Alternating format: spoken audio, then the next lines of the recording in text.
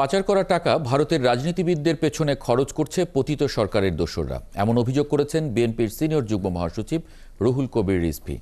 এজন্যই পাশের দেশের রাজনীতিবিদরা সবাই একযোগে বাংলাদেশের বিরুদ্ধে জিকির তুলেছে।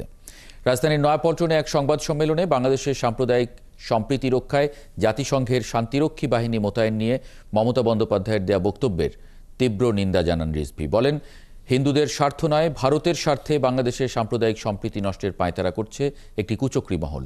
দায়িত্বশীল জায়গা থেকে অন্য দেশের অভ্যন্তরীণ বিষয় নিয়ে মমতার এমন বক্তব্য কূটনৈতিক শিষ্টাচার পরিপন্থী বলেও মন্তব্য করেন রিজভী।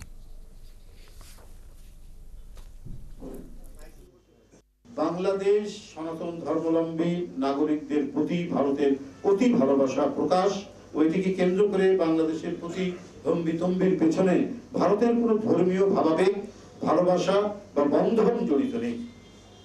আছে এটিকে পুঁজি করে ভারতের আধিপত্যবাদী আগ্রাসী মনোভাব ও ষড়যন্ত্র।